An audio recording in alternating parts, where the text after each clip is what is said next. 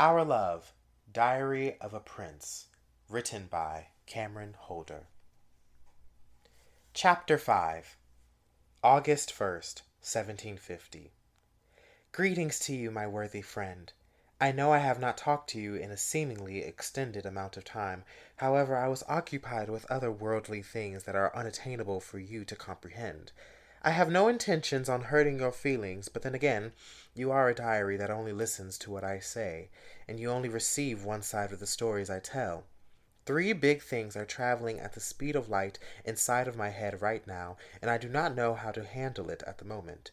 The third biggest problem is that I start art school next month, and I have not prepared for the big trip yet.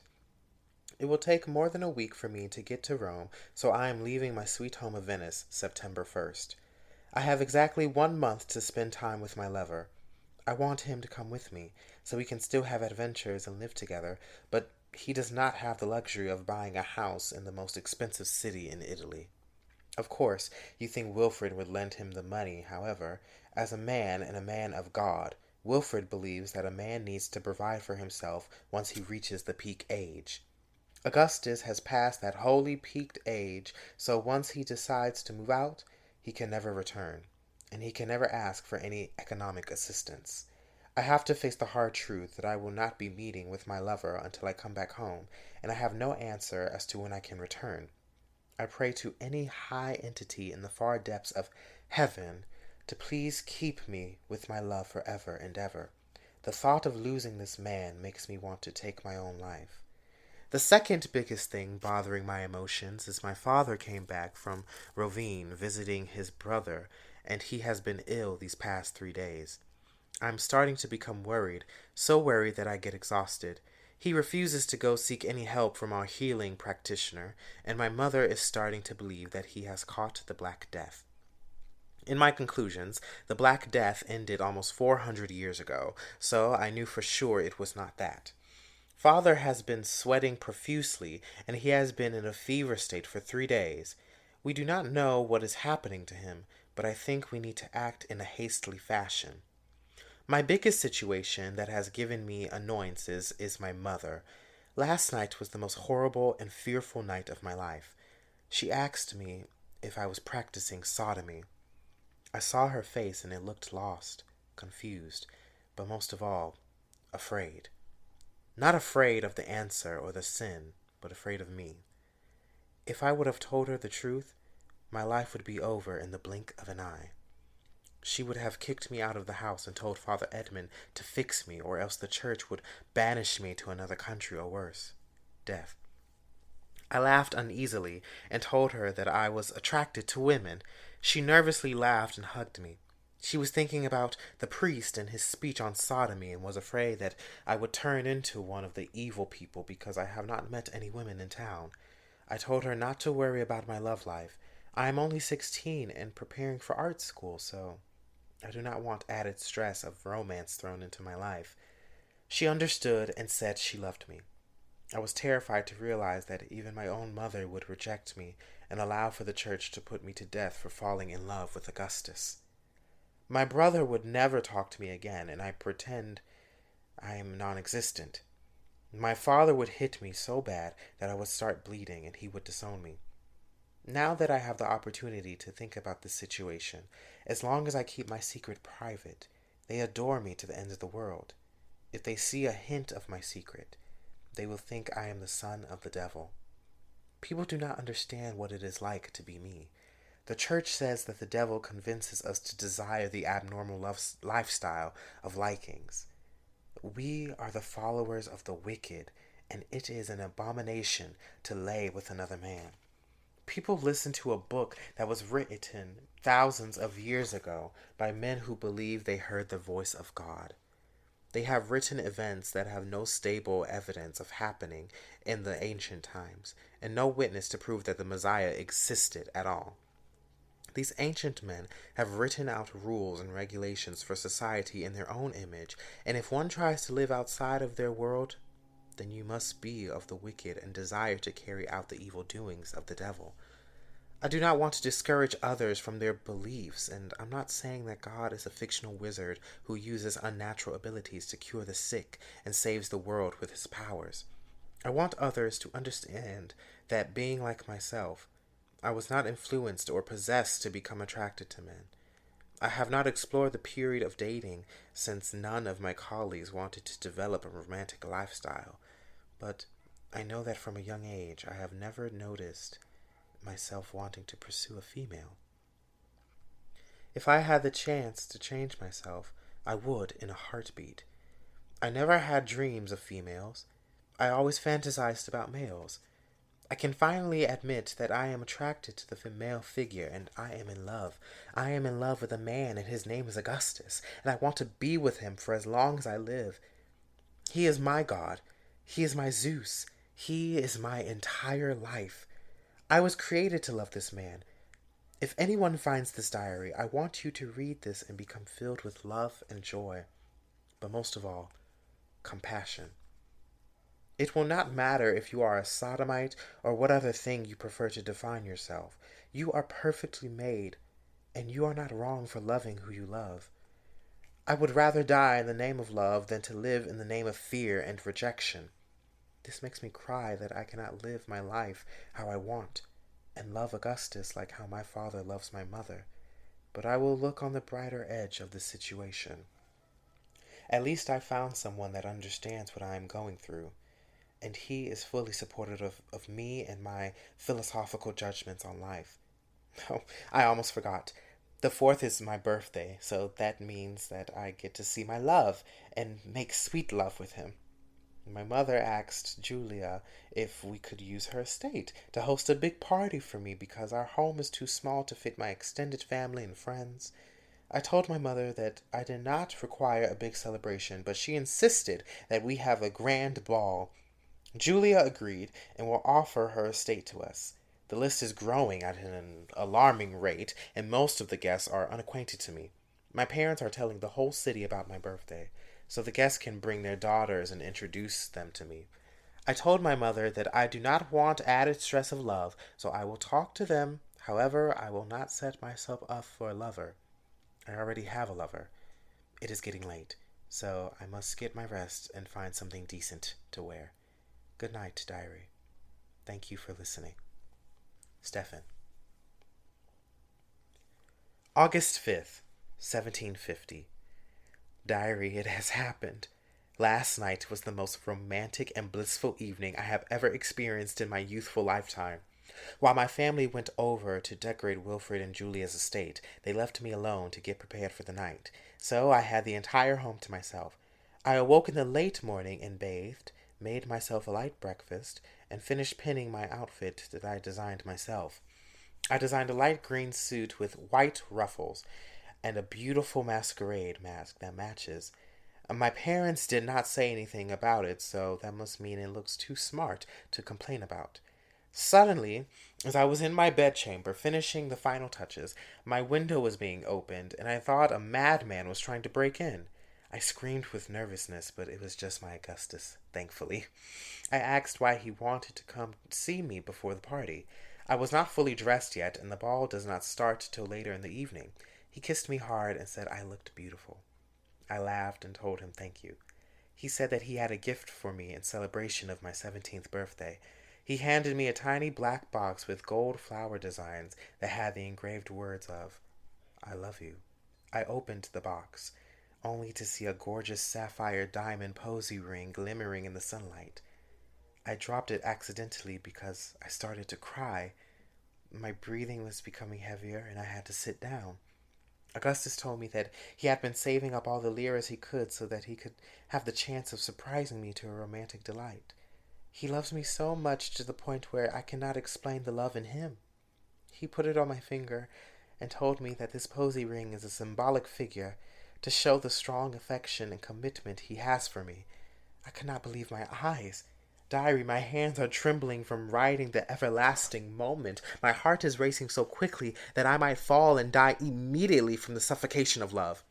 He told me that when I move on from art school, he wants to run away with me and live as a normal couple somewhere far away from here. I tried to answer to him that I could never walk away from my family, but my mind could not keep up with my tongue. I kissed him and thanked him for the gift.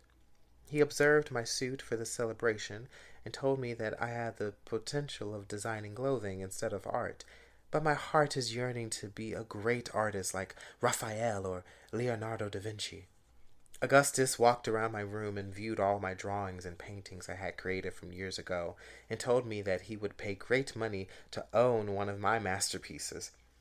I giggled because I knew he was telling me this because he loved me unconditionally. He then saw my outfit and mask that I wore to Priscilla's masquerade.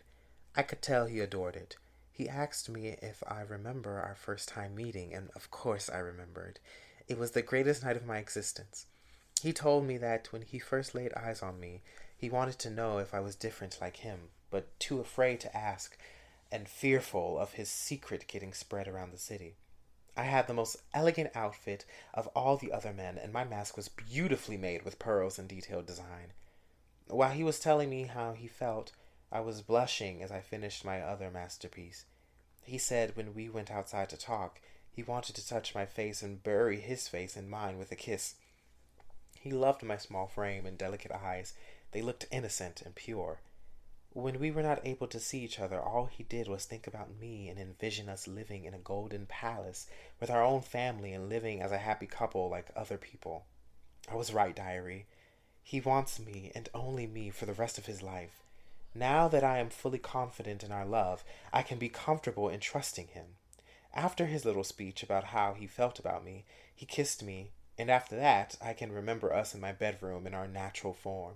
He held me closer than he ever did before, and I could feel his... Oh, diary, dare I say, I felt his prick. Since we were going to have intercourse that night, I did not mind pleasing him. I looked upon it as an early pleasure. I started rubbing his prick slowly, and he moaned in ecstasy. He twisted my teat, and yes, diary, I must say it felt like heaven. He then rubbed my prick. This has never happened to me, but I did not want it to stop. I licked his prick, and he let out a louder moan. Diary, this man is a true god. His manly parts are well endowed. I do not know if I can take the pressure, but I am well prepared. The room was getting warmer and our rubbing went faster. I saw him touch and clutch his testicles. Big, round testicles that looked like they carried the next Messiah. As he went faster with his rubbing, I could not help myself but to climax, and suddenly he licked all of my sons from my body. My body was vibrating, and I could not calm down. Soon after, Augustus stood up in front of me and rubbed himself until he climaxed on my bed sheets.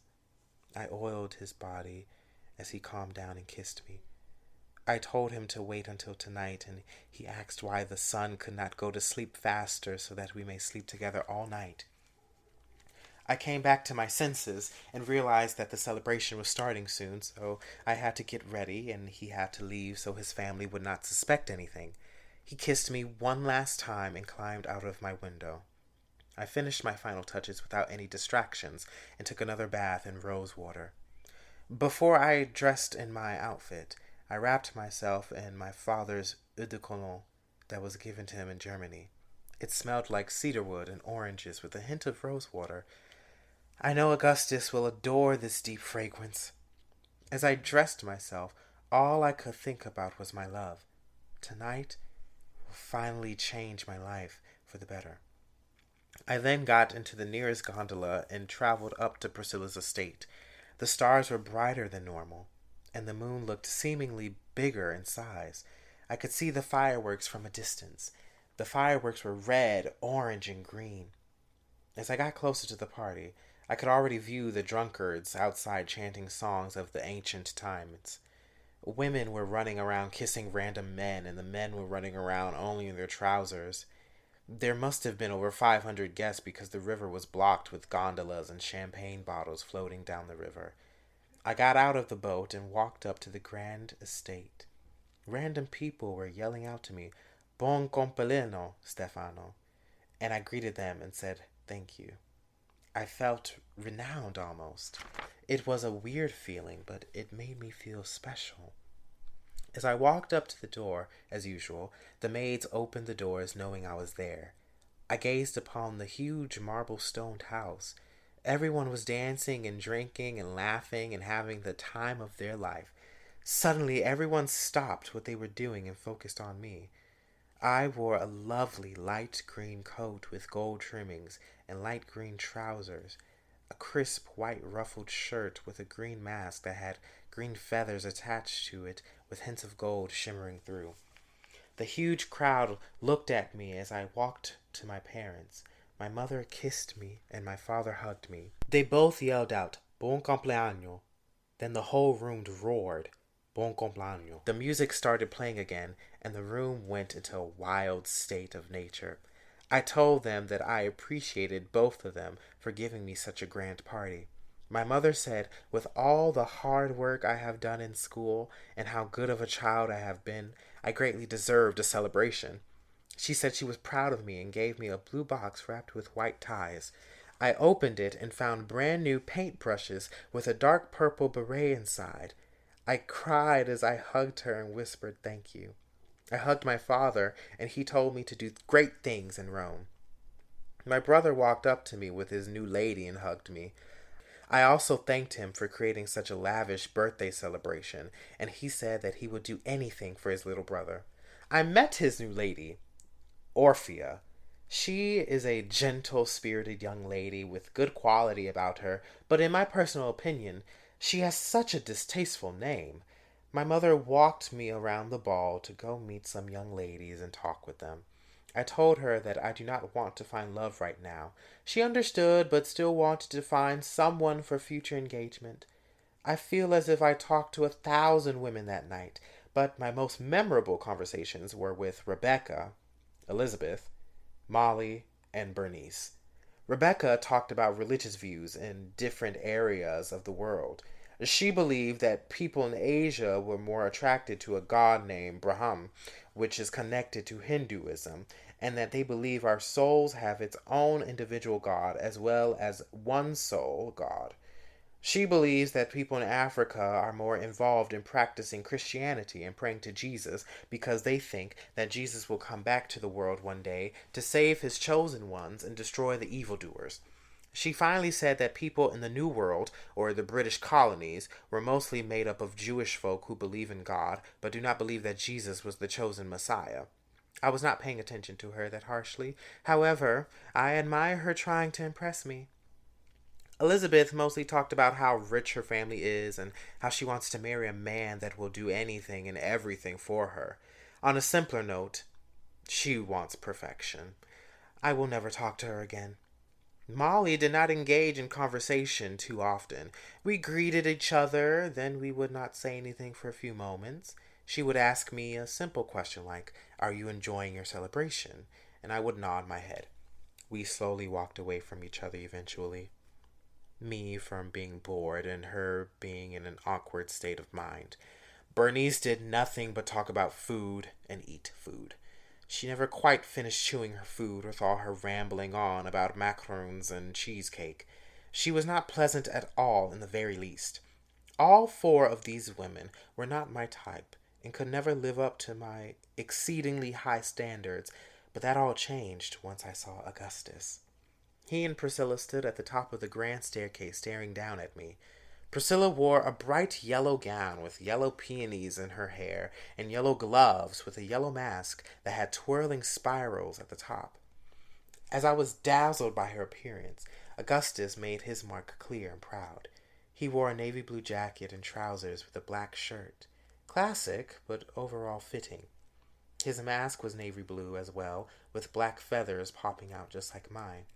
Once he recognized me, he smiled and ran down as quickly as he could to hug me. He told me to enjoy the celebration, but not to become overly excited, or else I would not have any energy for later tonight. My knees trembled as he said those exact words. I thought I would faint. Unfortunately, Priscilla interrupted our heavy conversation with a great heaping embrace and a kiss on the cheek. She screamed out a marvelous bon compleanno to me and handed me a gift. I opened it and saw a new set of paint colors with an artist's palette to match. I told her she didn't have to purchase me such a luxury, but she insisted that I have it to make a great art. I told her thank you. She nudged Augustus and asked him if he had purchased a gift for me.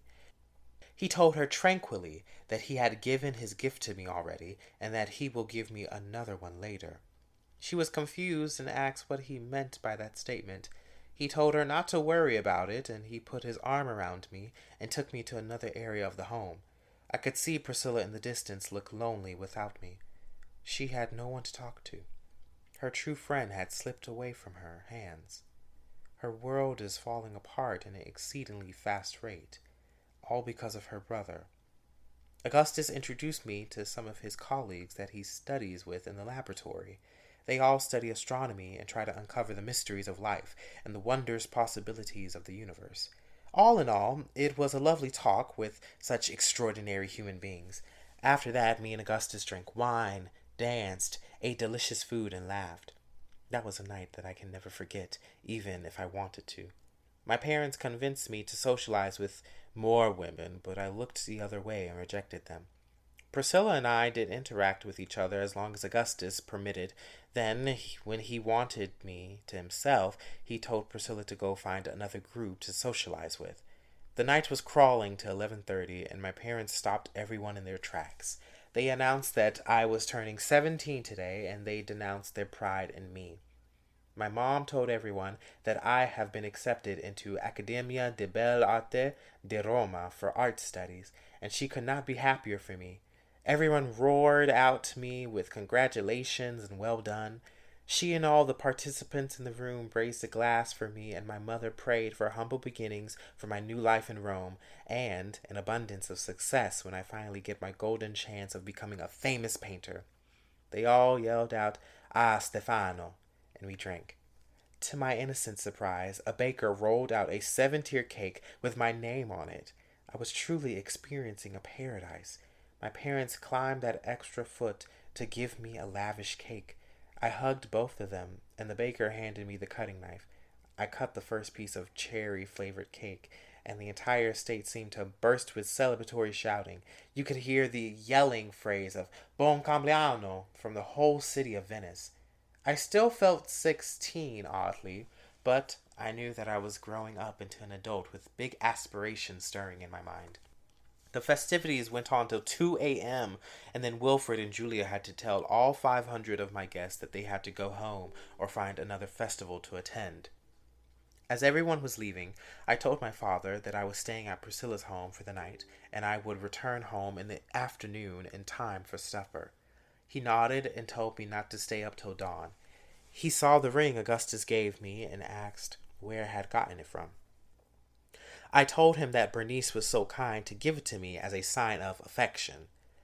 All the guests left, and the estate was piled with champagne bottles that can fill up the Colosseum, cake and mask thrown aside by strangers I have never met before, and gifts from various friends and acquaintances.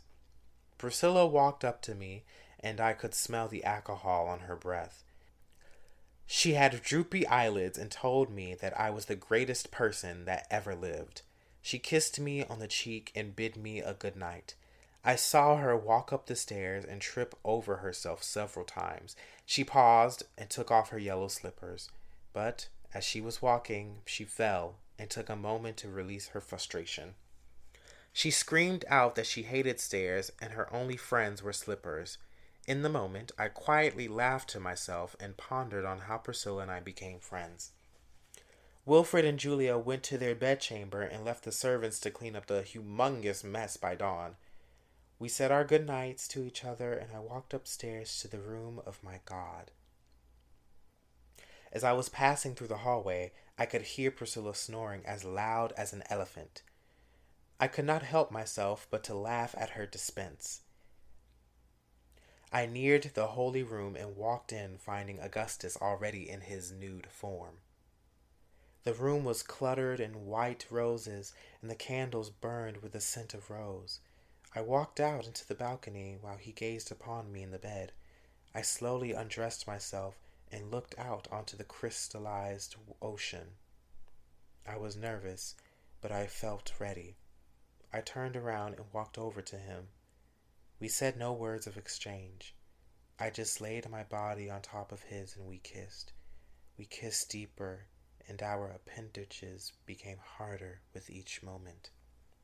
His chest, so hairy and big with mass, his broad shoulders and contoured face made me go wild with passion.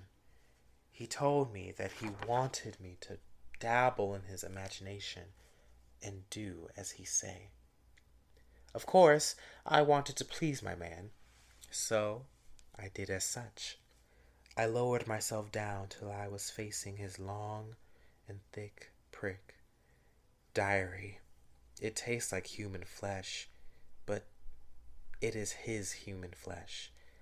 He could not get enough of the pulsing and swirling of my tongue, the heat and moaning sensation.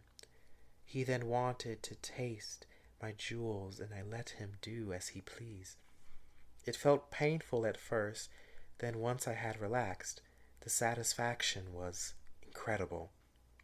How could I have not known the filthy pleasure?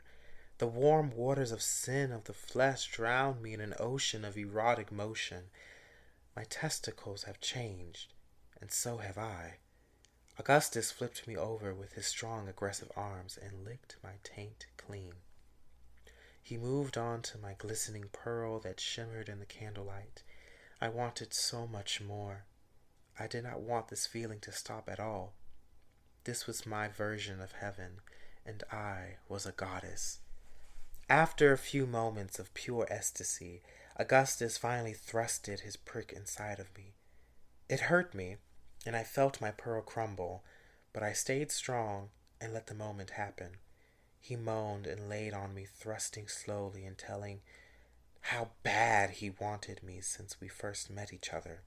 My pleasure did not come until my pearl was put back together and I could feel our wet, silky skins collide into one. Our galaxies mashed to create a bigger world, and our stars had aligned for us to meet at a middle ground. He moved faster with his motions, and that made me feel better. I wanted him to take me into a trance and make me his slave. I felt so good worshiping my only God, and he felt good yelling my name. The bed was vibrating, and I felt his veins pulsing. Our stars were falling into a black hole, and the black hole was turning into a phenomenon too glorious to explain. He removed himself from my pearl and exploded all over my body. Soon after, my stars exploded all over his body, and we laid on the bed covered in milky love. Diary, I am happy to announce that I am a man. My virginity has been taken by a god, and now I am his for all eternity. I slept soon after and put my head on his chest. The lark was chirping around 7 a.m., but we were too tired from only getting 3 hours of slumber. Augustus kissed my head, I kissed his chin, and we returned to our peaceful rest. Oh, diary, it is almost midnight, and I have been rambling on to you about my youthful nonsense. I apologize for my foul behavior, and I hope we can still be friends. But you understand that young people like me do not get the chance to have love like I do. I appreciate you for listening and not judging me, although you are just paper. I should go to bed now, so we will talk soon. Good night, my lovely. Stefan. August 10th, 1750. Good morning, diary. I have taken a break from writing for a few days due to not having much to contemplate with you. I know you are ready to spill out a waterfall of questions for me, and I know you are dying to know how it felt. I will tell you that Augustus was gentle, however, the pain was still lurking in the room. My body hurts, and my derrière is stinging with sharp pain, which I would never have thought to result in love-making. Although the pain has been lingering for these past few days, the experience will live on forever. I do not feel like myself anymore. I feel more like a mature adult who is now on the journey of a lifetime. I digress from the actual subject, so I will tell you how I feel about having intercourse. Tasting Augustus' flesh was a peculiar flavor. I thought that it would not smell or taste like anything strong, but it had a musky scent of man, obviously. I had to get used to him until I was comfortable putting it all in my opening. It felt better after a few thrusts, and I was happy that my God was satisfied. He loved it with all the moaning he did. I was trying to keep him as quiet as possible to not let anyone else hear us. When he returned the gracious favor, it felt very unusual and alienized. Then it turned into a pleasurable experience. I can proudly say that I enjoyed every moment I had with him. I have a feeling you want to talk about the details of us actually continuing into intercourse. I do not want to talk about Augustus preparing the feast, but I will talk about the gathering of the stars. When he was in sight of me, I immediately felt in between pain and satisfaction. It felt like the stars combining into bigger cluster stars, the oysters washing up on the shore to reveal prized pearls, a deer giving birth to new life. I felt a change in my body and in his. It quickly felt like a storm in the middle of the ocean, a wildfire spreading through a deep forest, or worse, rats crawling in your home to steal your food and bite you. We had to halt our actions, and I had to rest myself for a few minutes before he could go back in. I know it must have been embarrassing, but what do you expect out of a virgin? Intercourse is not easy, and I have learned my lesson. After several minutes, I got back into the swing of things, and we finished off lathered in a milky substance. We went to sleep at around 4 a.m. and woke up around 7 a.m., but quickly went back to bed. Augustus woke up at noon, and Priscilla woke me up an hour later to get cleaned up. She had a headache and was still speaking in a tone of drunkard, still playing fairy tricks herself. I cleaned up, and Augustus made breakfast for the both of us while his parents went to the city to shop. He asked if I slept well, and I replied with a kiss. He hit my buttocks, and we ate our breakfast. I returned home before supper, and that is all I have for you, my trusty friend. I gave you what you wanted. Now I need some time for myself. I will talk to you within a few days' time, so do not make a face of an ogre. I will talk to you sooner if Augustus and I ever get the chance to dabble in more fairy games. Be well, Stefan.